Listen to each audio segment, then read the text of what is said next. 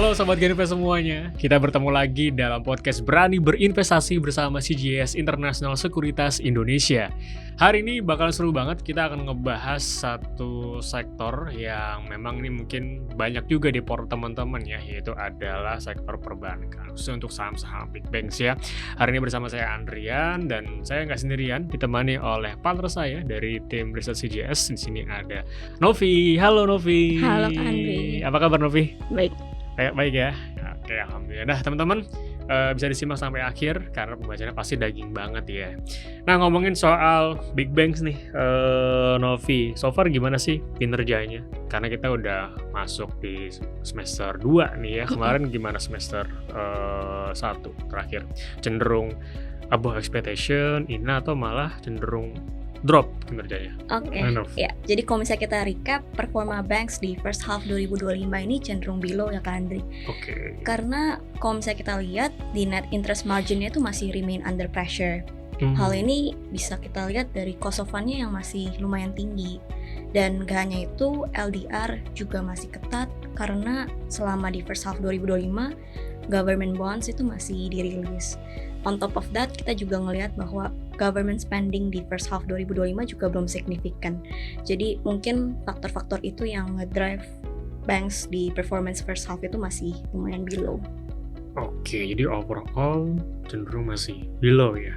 Nah, dan untuk di sisa tahun 2025 ini sebenarnya apa sih yang masih jadi struggling atau cukup challenging buat kinerja banks itu sendiri sebenarnya? Oke, kalau misalnya kita lihat tantangan di second half, itu masih seputar di liquidity dan juga purchasing power. Mungkin kalau misalnya dari sisi liquidity, as we mentioned earlier, di first half itu masih tight liquidity-nya. Tapi harapannya nanti di second half kita ekspektasiin ada akselerasi dari government spending yang harapannya bisa bikin liquidity-nya itu bisa membaik. Dan kalau misalnya kita lihat di purchasing power, itu lumayan memberikan dampak juga ke banks. Karena kalau misalnya purchasing power-nya lagi weak, itu juga berdampak ke business activity. Dan kita bisa lihat kalau misalnya business activity-nya nggak lancar, nanti loan disbursement untuk working capital-nya juga melambat gitu sih kan.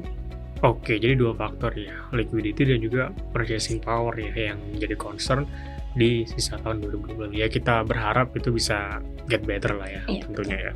Nah, kita sama-sama tahu nih Nov, bahwa BI kan lagi-lagi kembali memangkas suku bunga acuan ya. Ini kan di luar ekspektasi nih ya, dan angkanya sekarang di 5% ya, setelah kemarin dipotong 25 basis point ya. Nah, kira-kira dengan adanya pemangkasan tersebut, apakah ini menjadi pencerahan lah yang memberikan dampak positif nanti at the end bagi kinerja bank itu sendiri? Gimana menurut pandangan Novi? Nah, kalau dari pemangkasan suku bunga itu memiliki dampak yang positif untuk banks ya Kak Andri. Karena kalau misalnya kita recap, beberapa banks itu punya special rate ke customer-nya. Dan special rate-nya itu bergantung pada instrumen kayak government bond ataupun SRBI. Jadi harapannya kalau misalnya kita ada pemotongan suku bunga, hal ini juga akan menurunkan special rate yang diberikan ke klien. Nah, kalau misalnya ada penurunan dari special rate, ini bakal membuat cost of fund-nya jadi lebih murah. Dan kalau misalnya kita review di awal kan, NIM-nya itu di first half under pressure karena cost of fund-nya mahal. Nah, dengan adanya pemotongan suku bunga, kita bisa lihat bahwa ini akan berdampak langsung ke cost of fund yang lebih murah. Kayak gitu sih Kak Andri. Oke, ya. Balik lagi terkait nanti akan pengaruh ke likuiditas juga pastinya Nov ya, tentunya. Oke, next-nya kita akan ngebahas, kita tahu ya, bank-bank besar, mungkin gak usah untuk bank-bank BUMN, ini kan banyak terlibat pada program-program pemerintah gitu ya. Salah satunya adalah KUR, program perumahan ini sendiri ya. Ini udah rilis, mungkin teman-teman juga notice udah rilis beberapa rencana atau detailsnya sendiri. Tapi ada yang ingin saya tanyakan nih ke Novi, kira-kira apa sih yang menjadi bayangan risiko ya bagi banyak bank ini ketika mereka menjalankan program ini gitu loh. Dan emiten bank mana yang nanti pada akhirnya itu berpotensi mendapatkan manfaat paling besar dari mengikuti program KUR perumahan. Menurut Novi gimana? Oke, kalau misalnya ngomongin tentang KUR housing, kita ngelihat bahwa bank itu kan berperan untuk memberikan pinjaman. Jadi kalau misalnya ngomongin tentang risiko, itu pasti revolving around apakah mereka bisa bayar kembali pinjamannya atau kemungkinan gagal bayarnya seperti apa. Tapi kalau misalnya kita baca tentang peraturannya tentang court housing, itu kan pemerintah pengen encourage kontraktor ataupun pembeli rumah untuk bisa afford. Jadinya nanti pemerintah akan memberikan subsidi.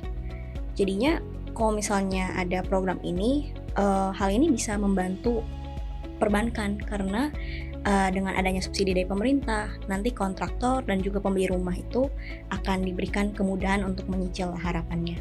Jadinya kita lihat bahwa hal ini dapat memitigasi gagal bayar sih Kak Andri.